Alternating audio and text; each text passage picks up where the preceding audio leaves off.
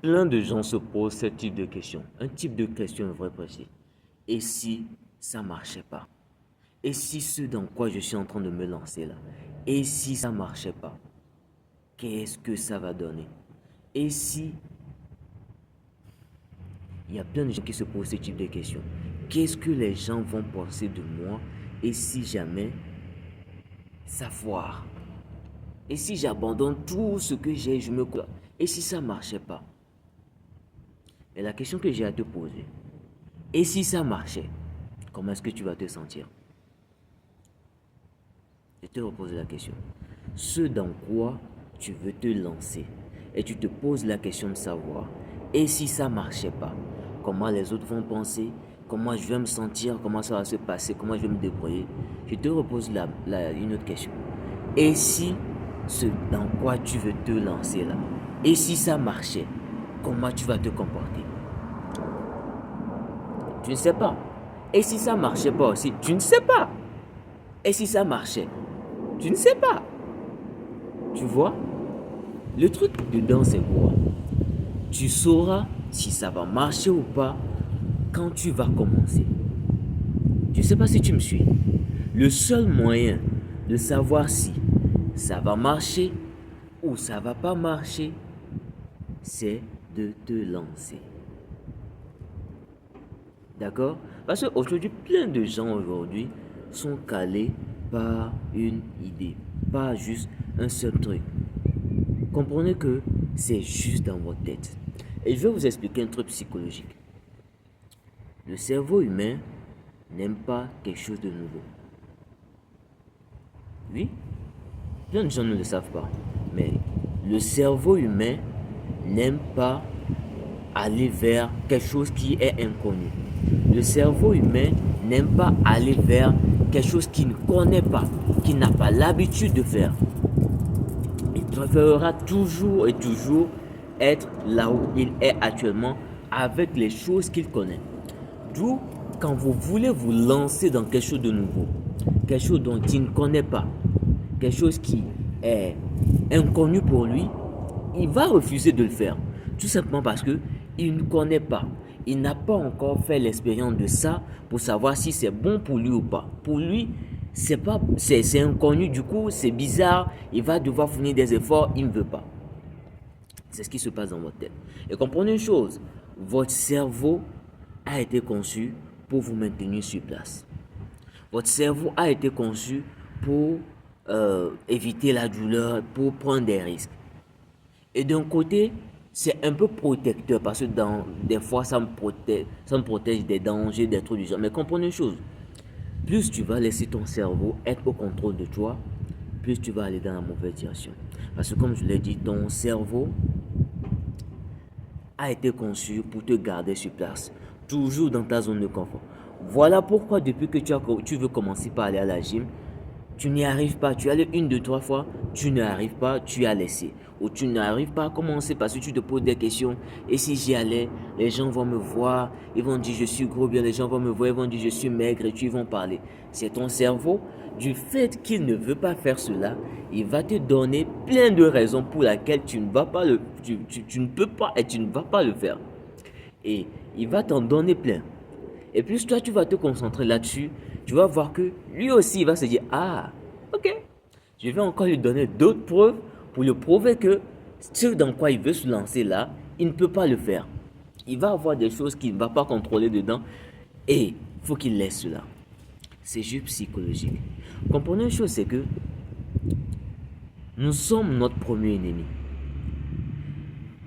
Ton premier ennemi, c'est pas ta mère, c'est pas ton père, c'est pas ton meilleur ami, c'est pas les gens autour de toi qui essaieront de te dissuader ou de t'encourager ou pas. Ton premier ennemi là, c'est ta tête, c'est ton cerveau, c'est ce qui se trouve dans ta tête ici.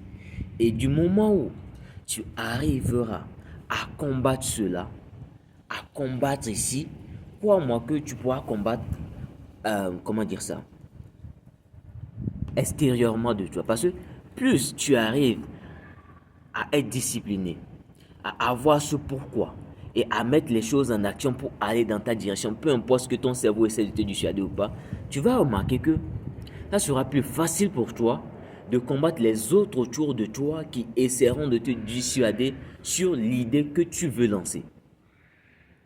Je ne sais pas si tu me suis. Parce que comprenez une chose, tout se vit de l'intérieur. Du moment où tu arrives à combattre l'intérieur, l'extérieur est facile. En tout cas, comprenez une chose, c'est que 80% de notre vie est mentale. Et 20% c'est la réalité. C'est ce que la plupart des gens n'arrivent pas à comprendre.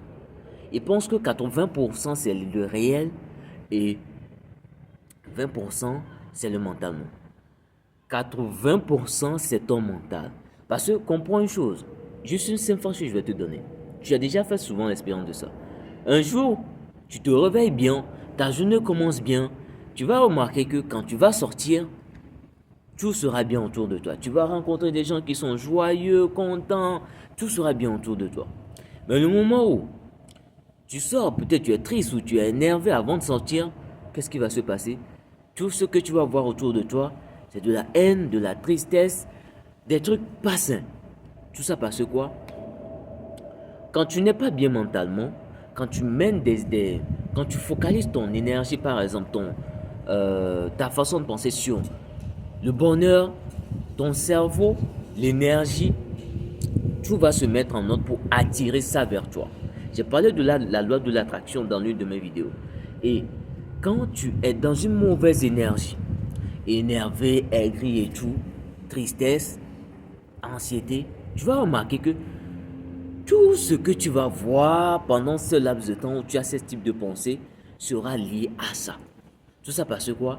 C'est dans ton mental. Et ton mental est relié à la réalité.